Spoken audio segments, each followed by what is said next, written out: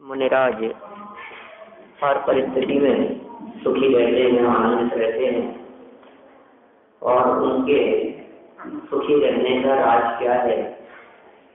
तो इन्होंने बताया कि एक ऐसा दृष्टिकोण, एक ऐसा चिंतन, जो चिंतन उन्हें उन पदार्थों से, उन परिस्थितियों से अलिप्त रखता है, वही उनके सुख का कारण बनता है। माने जगत की उन परिस्थितियों से जब वे अलिप्त रहते हैं तो फिर वे घटनाएं उन्हें विचलित करने में समर्थ नहीं होती, वो उपसर्ग उन्हें परेशान करने में समर्थ नहीं होते। उपसर्ग के काल में भी उनका चिंतन ही कुछ अलग प्रकार का चलता है। वे उस घटना को कुछ एक अलग दृष्टिकोण से देखते हैं। जगत के जीवों का देखने का दृष्टिकोण अलग होता है और मुनिराजों का देखने का दृष्टिकोण कुछ अलग होता है। घटना एक है, लेकिन हम कहते हैं ना, हर व्यक्ति का देखने का नजरिया अपना अपना है। कौन उसी किस नजरिए से देखता है? तो जगत के जीव किस नजरिए से देख रहे हैं, दुनिया के लोग किस दृष्टिकोण से देख रहे हैं, किस अपेक्षा से देख रहे हैं उसी एक घटना को, उसी एक परिस्थिति को। ठीक है ना? तो ये कह रहे हैं, जिनको जगत के जीव सुख का कारण मानते हैं, मुनिराज को वे दुख के कारण दिखाई देते। जिनको जगत के जीव दुख का कारण मानते हैं, मुनिराज अपने आनंदित रहते। जिस शरीर की स्थिरता हम चाहते हैं, मुनिराज उस शरीर को जीर्ण शीर्ण करके ही आनंदित मानते। जिस अकेलेपन को ये जगत के जीव बुरा मानते हैं, उस अकेलेपन को भी मुनिराज चक्रवर्ती जैसा मानते। ये तो हमारा मैं ही मेरा करता रहता, जगत से कुछ लेना देना नहीं है। कितनी स्वाधीनता व्यक्ति है। जैसे जब उठ गए, बैठ गए, चले गए, कितने दिन रुकना, कहाँ भोजन, कोई पराधीनता का काम नहीं है। मिला भोजन तो कर लिया, जहाँ बैठना हो वहाँ बैठ गए, स्वतंत्र स्वाधीनता से विचरण करने लगे। कितने स्वाधीनता है उनके जीवन में, किसी तरह का बंधन नहीं है उनको। वे अतिथि भी इसीलिए कहलाते हैं। मुनिराज को वास्तव में अतिथि कहते हैं। जिन लोगों को हमने निमंत्रण देकर के हमारे यहाँ घर पर बुलाया हो, वे अतिथि नहीं है हमारे। जिनके आने की तिथि नक्की नहीं है, वे अतिथि कहलाते हैं। जो बिना बुलाए कभी भी आ गए, वे अतिथि कहलाते हैं। अचानक आ गए, वे अतिथि। तिथि माने तारीख, समय। और जिन मुनिराज की तिथि तारीख नक्की नहीं, वे कब आएंगे, कब उनका आहार होगा, कब हमारे यहाँ भी आ पाएंगे। तो इसलिए वे वास्तव में असली अतिथि है। क्या? हाँ, बगैर तिथि, मतलब तिथि से नहीं आते। अब उनकी विधि मिलेगी कि नहीं मिलेगी, वे आएंगे कि नहीं आएंगे, कल आएंगे कि परसों आएंगे, उनका आहार कब होगा, आगामी 6 दिनों में कब हो जाए, 7 दिन में कब हो जाए, क्या पता। आज यहाँ है, कल कहीं और रिहाज कर जाएंगे। ऐसा मुनिराजों का स्वरूप होता है। किसी से कोई लाग लपेट नहीं है, किसी तिथि में बंधते नहीं है, किसी आयोजन में बंधते नहीं है, कोई आयोजन नहीं है उनका। क्योंकि स्वाधीन विचरण करने वाले उनके ऊपर कौन है जो उनके ऊपर फाउंडेशन डाले कि आपको 8 बजे बोलना पड़ेगा, 8 बजे आपका प्रवचन होगा। स्वाधीन अपने घड़ियाँ देखते रहेंगे, टाइम देखते रहेंगे। वो यहाँ से वहाँ पहुँचना है, नक्की कर दिया कार्यक्रम, तो पराधीन हो गए। वे एकाकी रह करके अपने आप को चक्रवर्ती का अनुभव करते हैं। हमारे ऊपर कोई नहीं है, सबके ऊपर है। जगत में जो सर्वश्रेष्ठ कहलाते हैं, ऐसे चक्रवर्ती, राजा, महाराजा, सम्राट, महामंडलेश्वर, जो भी अधिष्ठाता लोगों की चर्चाएं आती है, उन सबसे श्रेष्ठ हैं वे सभी मुनिराज के चरणों में झुकते हैं। ये कह रहे हैं कि वे महामुनिराज अपने आप को चक्रवर्ती जैसा अनुभव करते हैं। शरीर का विनाश हो गए तो उसे मनोवांछित मानते हैं कि मेरे मनानुसार ही कार्य हुआ है। पाप कर्म के उदय को भी निर्जरा मान करके संतुष्ट रहते हैं, क्योंकि जितने उपसर्ग आते हैं वे सभी उपसर्ग पाप कर्म के उदय में ही आते हैं। उपसर्ग कब आएंगे? पाप कर्म के उदय में। तो पाप कर्म का उदय आने पर क्या समझते हैं? कल बात बैलेंस खाली हो रहा है, ऐसा विचार करें तो शांति मिलती है। खत्म हो रहा है ना, वो अंदर में पाप का जो स्टॉक पड़ा था, अब उदय में आकर के वो स्टॉक खत्म हो रहा है, तो क्यों नहीं आनंदित रहेंगे, प्रसन्न रहेंगे वो।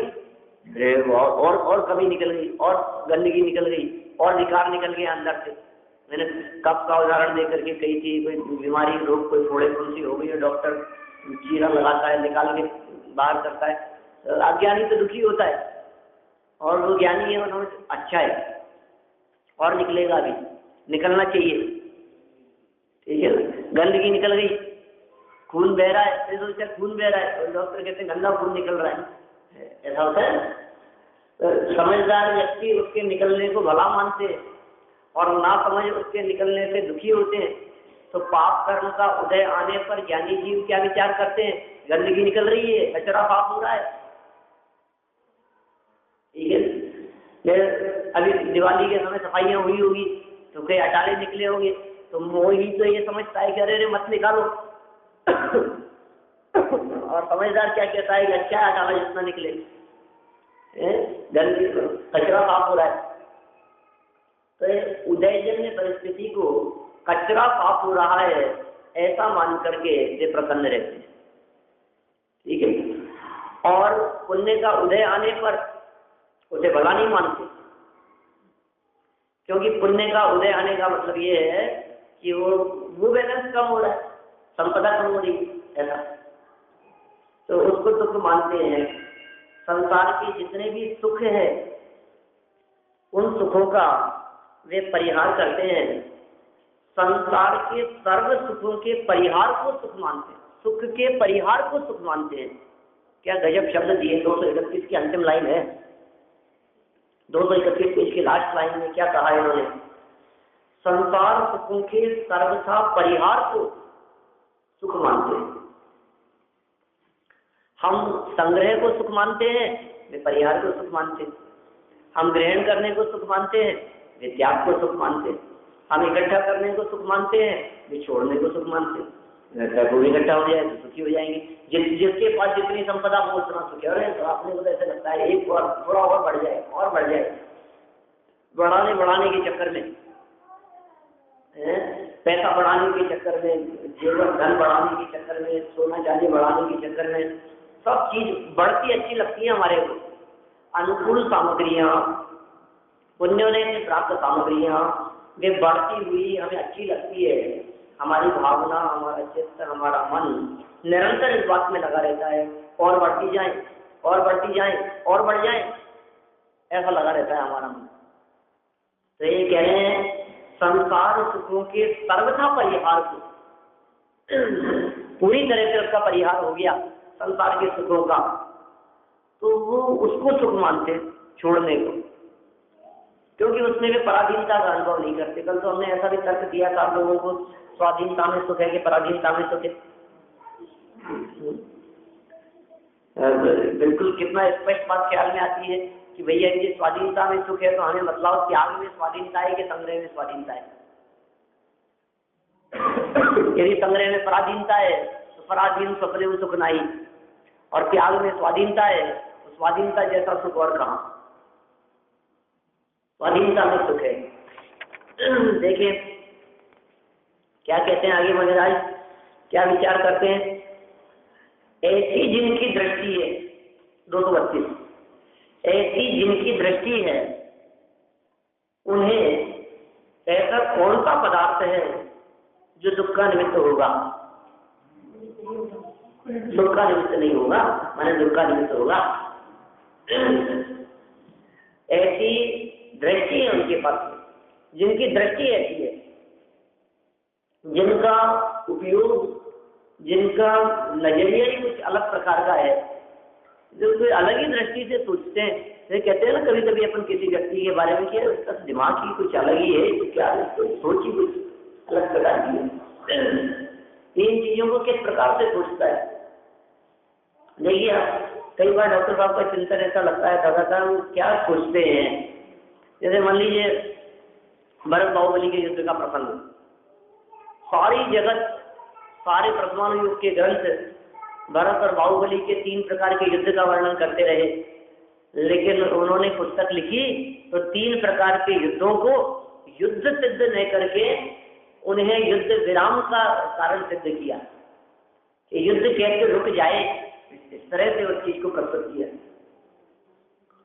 नेत्र युद्ध आपस में आंखों में आंखें डाल के यदि वे देखेंगे तो आपस में उनमें प्रेम बढ़ेगा और शायद शत्रुता भूल जाएं। अंदर की उष्णता, तेजी, उग्रता, उसको शांत करने के लिए कहते हैं थोड़ा ठंडा पानी पी लो तो उसका शांत हो जाए, और ठंडे पानी में उतर करके जल युद्ध की बात कही। माने इन युद्धों के पीछे क्या कारण रहा होगा, तो ये सोचने का एक नजरिया है, अलग हटके उसके बारे में विचार किया जा सकता है। इसी तरह से यहाँ मुनिराज हर चीज के बारे में कितनी प्रकार की परिस्थितियां बनती हुई है उसके साथ में। एक स्थूल रूप से यदि बात करें अपन तो 22 का तो नामोल्लेख ही किया, 22 परिचय शुद्ध पिपासा शीतोष्ण चर्या निषिद्या शैया क्रोश पगला सत्कार पुरस्कार प्रज्ञा ज्ञान दर्शनाली, 22 का तो नामोल्लेख ही कर दिया। और ये 22 की 22 परिस्थितियां कोई अनुकूल परिस्थितियां नहीं है, सभी प्रतिकूल परिस्थितियां हैं। क्या विचार करते होंगे क्षुधा परिचय के संदर्भ में, क्या विचार करते होंगे और कैसे जीतते होंगे? तृष्णा परिचय को कैसे जीतते होंगे, क्या चिंतन चलता होगा? क्षुधा मतलब भूख लग रही है, आहार के लिए निकले हुए हैं, और मुनिराज आहार के लिए जाकर के और निराहार ही रहना पड़ा, फिर विधि नहीं मिली। अभी क्या विचार करते होंगे कि ये जो जड़ भोजन है ये मेरा भोजन नहीं है, मेरा भोजन तो अंदर में अतीन्द्रिय आनंद का रसपान करना है, और वो भोजन तो मैं निरंतर कर रहा हूँ। फिर पड़ोसी को भोजन कराने के लिए निकला था, अब नहीं मिला तो नहीं मिला, मैं क्या करूँ इसमें? बोलो क्या करते हैं अपन किसी के हेल्प करने के लिए जाएं और उसका काम न हुए तो फिर अंत में पीछे छोड़ा के अपन क्या कहते हैं, नहीं हुआ तुमने, मैं क्या करूँ, मैंने तो कर ली कोशिश। ये कहते हैं ना अपन। ये तो सामान्य व्यवस्था है जगत के जीवों की। आप किसी व्यक्ति का सहयोग करने के लिए, किसी व्यक्ति का काम कराने के लिए घर से निकले हैं और उसका काम कराने के लिए आपने खूब कोशिश कर ली, मतलब प्रयास कर लिए, और यदि वे प्रयास पूरे ना हुए तो फिर आप क्या कहेंगे? फिर भी यदि वो कहता है अरे वो कर लिया ना, आप क्या करूं, अब पीछे छोड़ो, मेरे पास काम नहीं है दूसरा कोई। अब मुनिराज के लिए ये पड़ोसी पार्श्ववर्ती है ना, ये आचार्य अमरचंद्र स्वामी कहते हैं, समय साहब के बीच में पार्श्ववर्ती मतलब ये देह सबसे निकट का पड़ोसी है। ये शरीर आत्मा के सबसे निकट वाला पड़ोसी है। अब क्योंकि ये शरीर पड़ोसी है तो पड़ोसी का ध्यान रखना कि नहीं रखना? पड़ोसी का भी देखो, पड़ोसी धर्म तो निभाना ही ना। पड़ोसी है तो ऐसा थोड़ी ना आप बिल्कुल सर्वथा उससे संबंध तोड़ देंगे, संबंध तोड़ देंगे। पड़ोसी है तो ठीक है, जो जितना व्यवहार होता है उतना निभाना भी पड़ेगा। तो थोड़ा सहयोग करने के लिए पड़ोसी ने आवाज लगाई कि भूख लग रही है, ले चलो, तो अंदर से जैसे ही वो पड़ोसी ने आवाज लगाई और मुनिराज समय था अपने पास में आहार चर्या का, निकल गए आहार के लिए, और जब वहां गए और निरंतराय भोजन ना मिला तो लौट करके आ गए। तो कहा भाई चलो मेरा इतना ही समय था, मेरे को मेरा काम करने दो, कल फिर ले चलूंगा। बोलो क्या करते हैं? अब ध्यान हटा देते हैं उससे, ऐसे तो पड़ोसी के चक्कर में उलझे रहेंगे। अब वहां से ध्यान हटा करके अपने काम में लग गए। क्या चिंतन करते होंगे क्षुधा परिचय को जीतने के लिए, तृषा परिचय को जीतने के लिए क्या सोचते होंगे, शीत परिचय, सर्दी गर्मी आदि किस प्रकार बर्दाश्त करते होंगे। हर चीज के संदर्भ में उनको देखने पूछने का एक अलग आधार है। माने वे अपने आप को उससे भिन्न कुछ एक विलक्षण तत्व अनुभव करते हैं और तत्व का वे अनुभव निरंतर किया करते हैं। देह जन्य है सारी प्रतिकूलताएं, आप देख लीजिए, शुद्ध पिपासा, शीत, उष्ण, दर्शमचर, नग्नता, अरक्ति, स्त्रीचर्या, निषद्या, शैया, वध, आक्रोश, जो भी है सब शरीर से रिलेटेड है। 22 के 22 परिचय।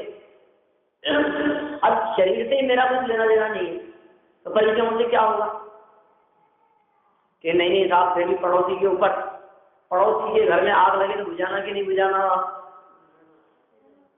तो ये सोचना कि अपने क्या फर्क पड़ता है, जलने से चिंता मत करो, उसका घर जलेगा तो फिर थोड़ी देर में तुम्हारे यहाँ भी आग आ जाएगी। क्या पड़ोसी का घर जल रहा है तो ये धोखे में मत रहना, अपना क्या बिगड़ता है, अपन तो चलो मार्केट घूमने के लिए, जलने दो, क्या कर रहा है तो उसका घर जल के तेरा घर जलेगा, मैं संभालना उसको। ऐसे ही कह रहे हैं, पड़ोसी को भूख लगी, पड़ोसी को सर्दी लगी तो क्या करना, ओढ़ने को देना उसको, ओढ़ने की। अब मुनिराज के लिए तो ये भी व्यवस्था नहीं है। मुनिराज तो उससे भिन्न अनुभव करते हैं, क्योंकि वे अपने आप को कुछ एक ऐसा अनुभव करते हैं कि इससे मेरा कुछ लेना देना नहीं। क्षुधा आदि के संदर्भ में जैसी परिस्थितियां बन सके तदनुसार उन सबको दूर करने के लिए निकलते भी हैं, लेकिन अपने काम की खोटी करके नहीं, ठीक है, अपना काम निशाबत चलता रहे और पड़ोसी के साथ में आहार विहार आदि के लिए जाते समय भी अपना ध्यान बराबर है। ये ऐसी बात इन्होंने कह दी जिनकी ऐसी दृष्टि है, अरे जिनकी ऐसी दृष्टि है वे ऐसी दृष्टि में सब बात आ जाएगी। जैसे मैंने परिचयों की बात कही है, इसी संदर्भ में उपसर्ग भी शामिल कर लेना। परिचय है मुनिराज के जीवन में कंपलसरी होते हैं और उपसर्ग उनके जीवन में कदाचित आवे और कदाचित न आवे, ये उदय पे डिपेंड करता है। परिचय तो कंपलसरी तो होगा ही होगा। मुनि बनने के पहले ही प्रारंभिक शर्त ये है कि परिचय सहने की सामर्थ्य है कि नहीं, देख लेना अपने आप। परिचय सहने की सामर्थ्य न हुए तो मुनि पद अंगीकार करने की योग्य अभी आपकी स्थिति नहीं। तो सबसे पहले ये विचार सामर्थ्य है कि नहीं परिचय, फिर उपसर्ग। अब उपसर्ग तो क्या पता क्या आएगा, क्या पता सांप आएगा कि बिच्छू काट लेगा, क्या पता देव उपसर्ग करेंगे कि क्रूर पशु आकर के उपसर्ग करेगा, शेर चीता आकर के खाएगा, क्या पता कैसा उपसर्ग आएगा, क्या पता बिजली गिरेगी कि कोई कैसा संकट आ जाएगा, क्या मालूम, कुछ नहीं कहा जा सकता है। मैंने उपसर्ग के संदर्भ में कुछ नहीं कहा जा सकता, लेकिन परिचय तो वे विचार कर सकते हैं ना, परिचय तो विचार करके मुनि बने थे। अब उपसर्ग के काल में भी इसी तरह का चिंतन चलता है उनका। वही दृष्टि, जिनकी ऐसी दृष्टि है, ऐसी जिनकी दृष्टि है, उन्हें ऐसा कौन सा पदार्थ है जो सुख का निमित्त नहीं होगा। ऐसे बहुत सारे पदार्थ हैं, ऐसे तो माथे पे सिगड़ी जल रही है, वो सुख का निमित्त नहीं होगा ऐसा। आखिर कौन सा पदार्थ है, माथे पे सिगड़ी जल रही है, सुख का निमित्त थोड़ी नहीं। गरम गरम लोहे के आभूषण पहना दिए, सुख का निमित्त थोड़ी नहीं। कि क्या बात कर रहे हो, ये सुख की वृद्धि और सुख की प्रगाढ़ता में निमित्त बनते हैं। आप तो इसे सुख में निमित्त कैसे शब्द दिए, ऐसा कौन सा पदार्थ है, उन पदार्थों के बारे में विचार, ऐसा कौन सा पदार्थ है जो सुख का निमित्त नहीं होगा। क्या विचार कर रहे हैं, आखिर ऐसा कौन सा पदार्थ है जो सुख का निमित्त नहीं है, जो उसके सुख में निमित्त ही नहीं बने। तो अपने को लग रहा है कि गले में सर डाल दिया, ये तो सुख का निमित्त नहीं बनेगा। तो उनके कमर से ओले बरसा रहा है, पत्थर बरसा रहा है, शिलाखंड फेंक रहा है उनके ऊपर, ये तो उनके सुख में निमित्त नहीं बनेगा। लेकिन भाई साहब, ये परिस्थितियां उनके उपयोग की एकाग्रता में निमित्त बनेगी नहीं।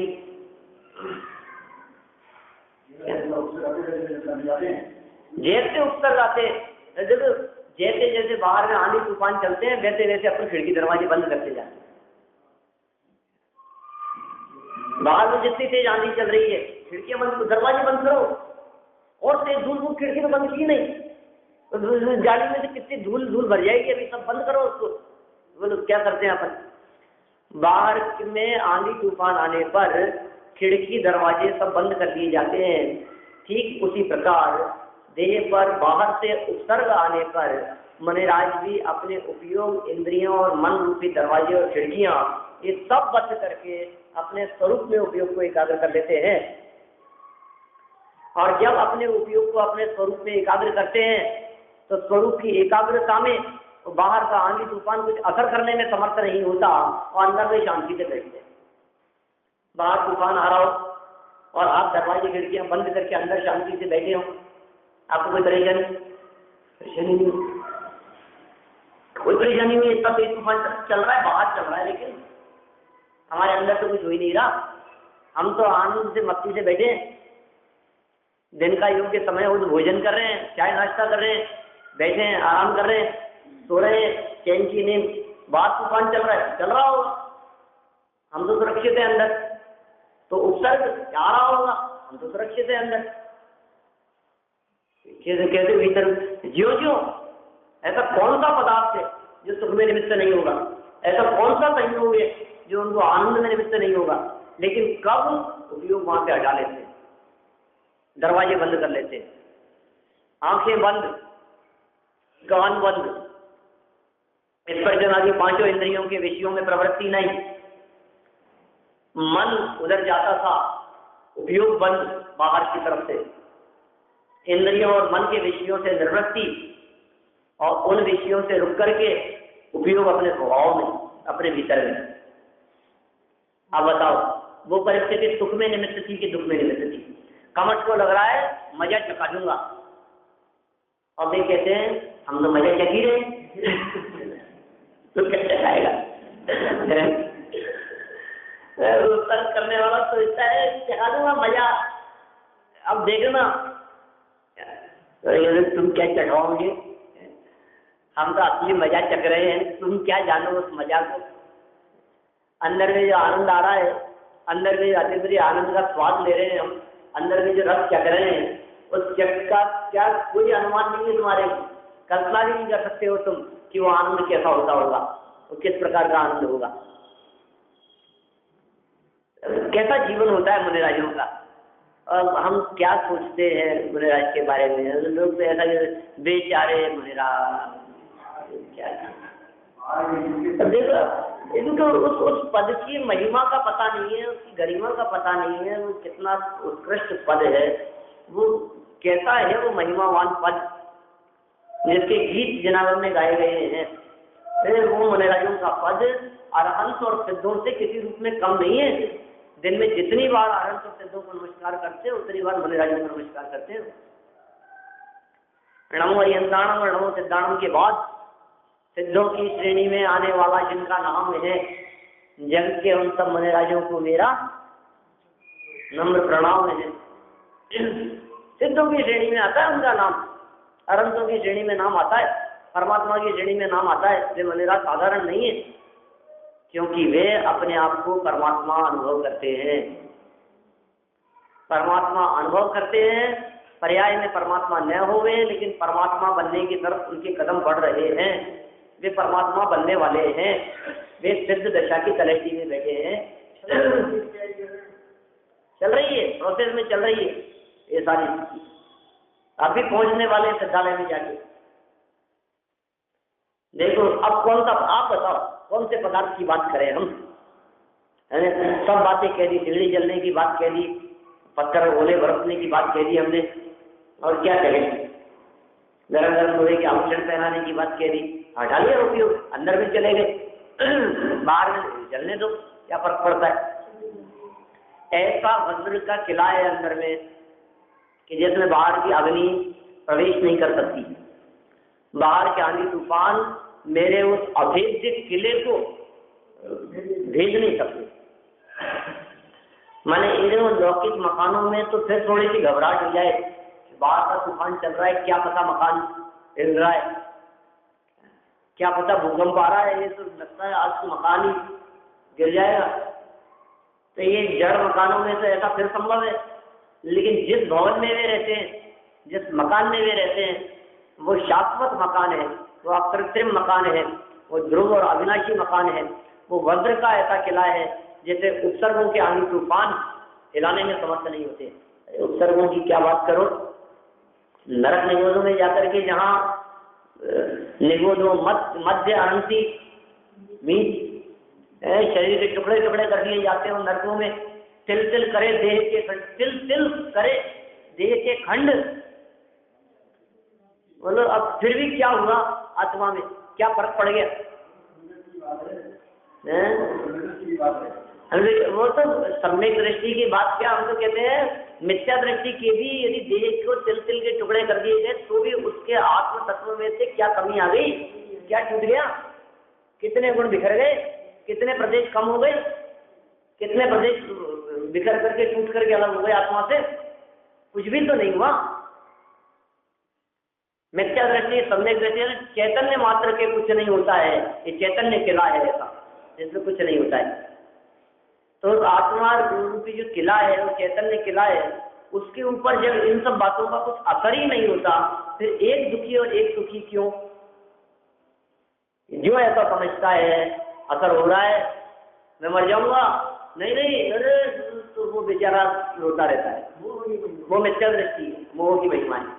और जो ऐसा जानता है कि तू कर ले कुछ भी, मेरे में कुछ असर नहीं हो रहा, वो आनंदित रहता है। सम्यक दृष्टि ज्ञानी देखो, मेरे को ध्यान आता है शुभम चक्रवर्ती का प्रसंग, वो उपसर्ग कर रहा था जंतर, पूरी कहानी नहीं सुनानी मेरे को, ले गया वो लवण समुद्र में शुभम चक्रवर्ती को, पूर्व भाव का रसोईया, थाली फेंक के मार दिया था ना, शुभम ने गरम गरम थाली फेंक के मार दिया था, और खीर थाली जो भी हो, वो मर गया था। अब से वो मर के जंतर हो गया था। अब वो खूब अच्छे सुंदर माया में फल लेकर के आता था शुभम के लिए, गजब फल, ऐसा गजब रस, ऐसा आनंद, कहाँ से लेकर के आते हो, कहाँ से लेकर के आए हो? ऐसा, ये तो आपकी सीमा के बाहर है, बहुत दूर है वो जगह जहाँ से मैं लेकर, बहुत बड़े बड़े खेत हैं, उसके उद्यान है, बाग बगीचे हैं, उनमें ऐसे फल लगे हुए हैं, फिर कहाँ है ऐसे? तो बोले हम उस पर अपना अधिकार कर लेंगे, चलो महाराज ले चलता हूँ आपको। जहाज में मिला करके ले गया, बीच समुद्र में ले जा करके, और अपना रूप दिखा दिया और बेहतर ने जो किसान का रूप बना करके आया था, और बीच समुद्र में ले जा करके भयानक रूप बना दिया और चढ़ाने शुरू कर दिया उसको। अब ये क्या करता बेचारा, सीमा के बाहर, 6 खंड की विभूति है, कितने देवी देवता और सारा वैभव सब छोड़ छाड़ करके अभी तो वहां अकेला रह गया। अब जिस समय ऐसे पाप कर्म का उदय आता है तो अज्ञानियों को भी भगवान याद आते हैं, क्या करें? हे भगवान, हे भगवान, मैं क्या भग गया, तो भगवान याद आने लगे, नमोकार मंत्र स्मरण होने लगा, नमोकार मंत्र का उच्चारण होने लगा। अब वो उत्सर्ग कर रहा है, ये नमोकार मंत्र बोल रहा है। आपको पता है नमोकार मंत्र का उच्चारण करने पर, नमोकार मंत्र जिसके हृदय में बैठा था उसका उत्सर्ग का कोई असर नहीं होना चाहिए। वो निरंतर ये समझ रहा है यार मैं इतना असर कर रहा हूँ, इतना उपद्रव कर रहा हूँ, इससे कोई असर ही नहीं हो रहा है, कोई ना कोई मंत्र बोल रहा है। और वो मूर्ख ये समझ रहा था अब मरा, मंत्र बोले जा रहा है अंदर में सुरक्षित है, लेकिन उसे अपने सुरक्षित पने पे भरोसा नहीं है, मंत्र पे श्रद्धा नहीं है, उसे भरोसा, क्योंकि आंखें तो खुली है ना, वो दिख रहा है अब मरा हो गया तो मेरे को मार देगा, आज तो मैं बच नहीं सकता, आज तो बस। उसने मौका देख करके कहा कि तो जिस मंत्र को बोल रहा है उसको पानी पे लेक और पैर से मिटान, समुद्र में हाथ से लिख करके, तो विनाशकाली विपरीत बुद्धि, पानी में लिखा उसको और पैर से मिटाया, तो क्या होना था, नमस्कार वंश के अपमान के फल में मर के साथ में नरक में चला गया। घटना से कोई मतलब नहीं, मुझे सिर्फ इतना बताना है कि वो सुरक्षित था लेकिन असुरक्षित मानता था। ये थी ना बात। तो मैं आपसे पूछता हूँ, सुरक्षित था कि नहीं था? फिर दुख किस बात का था? असुरक्षा। लेकिन असुरक्षित तो था ही नहीं ना, फिर असुरक्षा का दुख कौन सा? मान्यता, अभिप्राय, चिंतन, सोच उसकी, मैं मर जाऊंगा, ऐसा हो जाएगा। ऐसे ही हम यहाँ कह रहे हैं कि उपसर्गों के काल में भी अज्ञानी ये सोचता है कि मैं मरा, मैं चला, मेरे ऊपर ये संकट। अज्ञानी सोचते हैं पड़ने दो पत्थर, मेरे ऊपर तो आ ही नहीं सकते, आने दो शेर को दौड़ते हुए, चलाने दो पंजे और दाढ़ उसकी, लेकिन उसकी दाढ़ और पंजे जहां तक पहुंचते हैं मेरा स्वरूप ही नहीं है, मेरे स्वरूप तक पहुंच ही नहीं सकते, इसको पता ही नहीं है, ये मुझ तक पहुंच ही नहीं सकता है, ऐसा सोचते हैं मुनिराज। तो अभी ये जो इन्होंने बात कही है ना, अब आप इसमें सब बातें लगाओ, थोड़ी मैंने कही है कुछ आप लगा के देखना। क्या कहा? ऐसा कौन सा पदार्थ है जो सुख का निमित्त नहीं होगा? इसका मतलब ऐसा कौन सा पदार्थ है जो दुख में निमित्त होगा? अब आपको जो जो पदार्थ दुख में निमित्त लगते हो उनके बारे में विचार करो, और फिर ऐसा विचार करो कि ये मुनिराज को दुख का निमित्त क्यों नहीं लग रहा, ये हमें दुख का निमित्त क्यों लग रहा था और ये मुनिराज को दुख का निमित्त क्यों नहीं लग रहा। और मुनिराज को जिस विधि से ये दुख का निमित्त नहीं लग रहा, यदि हम भी उसी विधि को अपनाएंगे तो वो परिस्थिति हमें भी दुख का कारण नहीं लगेगी। समझ में आ रही है बात क्या है? बोलो, जैसे अपन किसी में कोई कला होती है ना किसी तरह की, अपन उससे वो कला सीखना चाहते हैं, ये इसमें ये कला है, इसके कारण इसको ऐसा नहीं होता, ये इसके पास में ये कला है। किसी भी चीज में समझ लीजिए आप, किसी बीमारी के संदर्भ में समझ लीजिए, ठंड लगती है, बहुत तेज हवाएं चल रही है, तो कहते हैं तो कान में रुई डाल दो आप, कान बंद है तो समझ लो आपको ठंडी लगेगी। कहते हैं, सुना है कई विद्वानों से, ज्यादा जरूरत नहीं, सिर्फ कान बंद है ना आपके, 90% ठंड बच गई आपकी। क्या है ऐसा? किसी क्या कला है आखिर इनके पास, इनको ठंड क्यों नहीं लग रही है? तो कैसे खड़े हैं आप देख लो, उन्होंने क्या कर रखा है, आप भी वो कला अपना लो। इनके पास में ऐसी कौन सी कला है? ये क्या करते हैं, ऐसे घुमा करके ऐसे कर लेते तो इनको इस तरह की तकलीफ नहीं होती, इस तरह की परेशानी नहीं होती। तो तुम भी वैसा किया करो, तुम्हारी कोई परेशानी नहीं।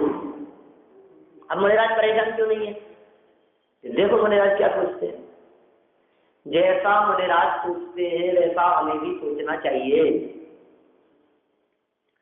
उन परिस्थितियों में ज्ञानी जैसा विचार करते हैं हमें भी वैसा विचार करना चाहिए। सीता को जंगल में छुड़वा दिया, अब वो क्या विचार कर रही है?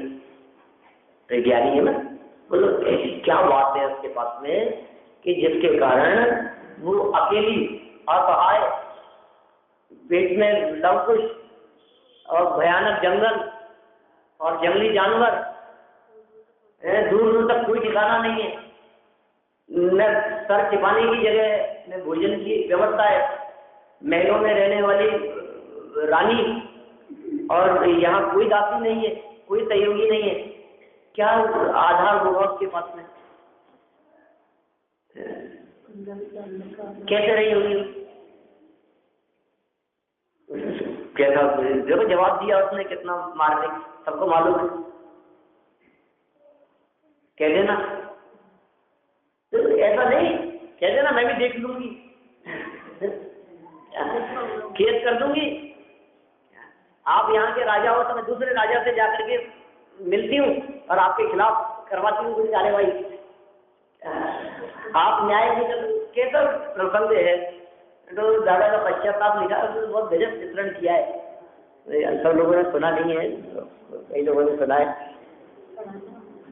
बहुत ही गजब चित्रण किया है उसने। कोई आखिर उसको कुछ सुनी तक नहीं है, उससे बात तक नहीं करी, कम से कम उसको सफाई देने का कुछ मौका तो देता। लेकिन ऐसा जब पाप कर्म का उदय आता है तो उन ज्ञानियों का चिंतन किस प्रकार का होता है, वो चिंतन अपने को देखना है। परमाणु के ग्रंथों में देखो, घटनाओं में देखो, अपने को ऐसे चिंतन बहुत मिलेंगे आगम ग्रंथों में। और उन सबको देख करके, अरे ऐसी घटना उनके साथ में घटी थी, फिर उन्होंने क्या किया था, अरे गोपाल गांधी बढ़िया के साथ में ऐसा हुआ था, फिर उन्होंने क्या किया था, फिर वे कैसा विचार करते थे। वे अत्यंत विरुद्ध चलने वाली अपनी स्त्री को भी क्या कहते थे, ये तो वैराग्य वर्धिनी है। हाँ, वैराग्य क्या क्या होता है चिंतन। बैरिस्टर चंपत राय जी देखो, उनके साथ में कैसी परिस्थिति, पागल स्त्री से विवाह कर दिया गया। जाने माने बैरिस्टर थे, सब कानून जानते थे, तलाक ले सकते थे। और मित्रों ने, साथियों ने बहुत समझाया कि तुम्हारे लिए तुम्हारे हाथ का काम है, तो ले लो तलाक, हो सकता है उसमें क्या है, ये तो धोखे से हो गया ना तुम्हारे साथ में, धोखा हुआ है तुम्हारे साथ में। तो कहा नहीं, कि क्यों, कि मैं इससे तो तलाक ले लूंगा और अच्छी भली देख करके कोई लाऊंगा, और लाने के बाद में यदि वो पागल हो गई तो फिर क्या करें। बोलो आप क्या सोचते हैं, ज्ञानियों के विचार किस तरह के होते हैं, उनकी सोच किस तरह की होती है, हमारी सोच किस तरह की चलती है। हमारी तो अंदर में कषाएं बोलती है। देखो, कषाएं बोल रही है कि ज्ञान बोल रहा है, दोनों की भाषा में तुरंत अंतर ख्याल में आता है। हम ज्यादा समझदार हैं, और वो जो ज्यादा समझदारी जो दिखती है वो ज्ञान की समझदारी नहीं है, वो कषायों से दिखती है। कषाएं हावी है कि ज्ञान हावी है। कषाएं हावी होगी तो विनाश करा देगी, अनर्थ करा देगी, और ज्ञान यदि समझदारी का काम करेगा तो समझ लीजिए आप मुक्ति में ले जाएगा। ज्ञान मुक्ति में ले जाके छोड़ता है और कषाएं निगोज में ले जाकर के छोड़ती है। कषाएं भी साथ नहीं छोड़ती और ज्ञान भी साथ नहीं छोड़ता। ज्ञान साथ नहीं छोड़ता। ज्ञान की ये प्रतिज्ञा है कि जब तक मैं तुम्हारे साथ हूँ, सब जगह से निकालता हुआ तुम्हें सिद्धालय में ले जाऊंगा। और कषाएं भी कहती है कि मेरा साथ मत छोड़ना मैं साथ ही रखूंगी कि कब तक, कि निगोद दशा में, अनंत काल तक, अनंत काल तक निगोद दशा में साथ में। ये दोनों का काम इसी प्रकार का है। तो अब आप देखिए आपको किसका साथ चाहिए। एक के साथ से निगोद है और दूसरे के साथ से मुक्ति है। कषायों में कुछ दम नहीं है और ज्ञान में आनंद ही आनंद है।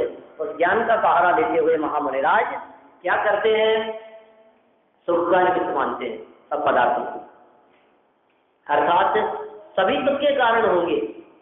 इसलिए यह बात सत्य है कि साधु सदा ही भोजन के काल में तो सुखी और उत्सर्ग के काल में दुखी नहीं, इसने कह दिया आपको निश्चय से। उत्सर्ग के काल में दुखी और उत्सर्ग दूर करने के काल में सुखी नहीं, सदा ही, चाहे उत्सर्ग हो रहा हो चाहे नहीं हो रहा, प्रतिकूलताएं हो चाहे अनुकूलता हो, परिस्थिति कैसी भी हो, सदा ही सुखी है, सदा ही आनंदित है, सबने ज्ञान के दम पर, सबने ज्ञान के बल पर। तो ऐसा मुनिराजों का जैसा जीवन होता है, हम लोग भी कुछ इस प्रकार का अपना चिंतन रखने का प्रयास करें और ऐसे यथार्थ चिंतन के माध्यम से, ऐसे सम्यक चिंतन के माध्यम से अपने जीवन को सुख शांति और आनंद में बिताएं। इसी भावना से बात को यही विराम देता कुछ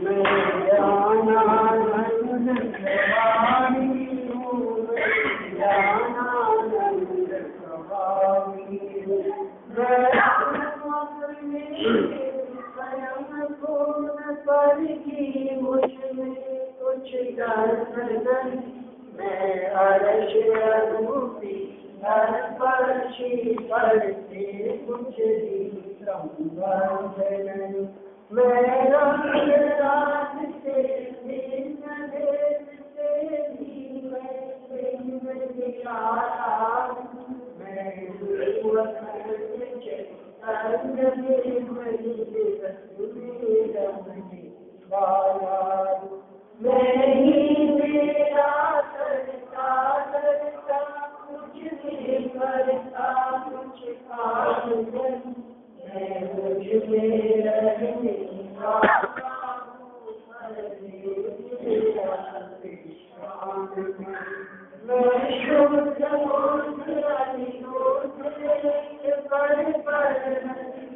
मैं रात से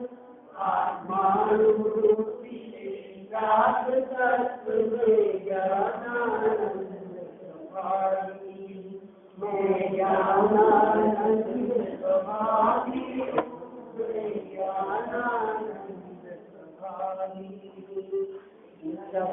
नाश में ज्ञान के प्रकाश में आपा परिभाष में तुम्हारी बधाई है।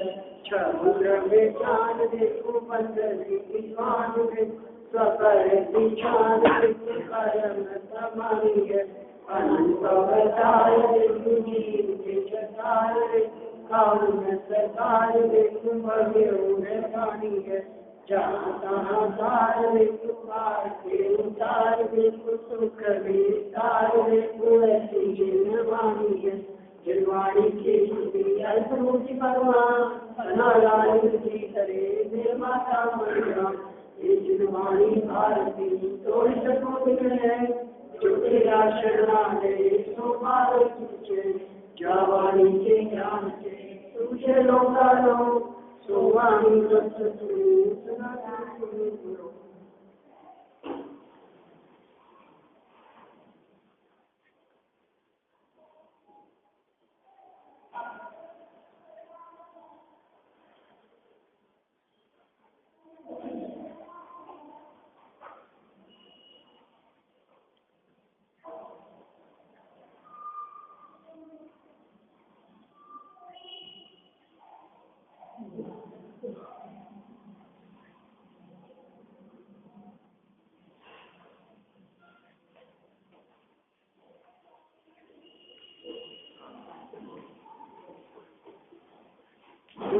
शांति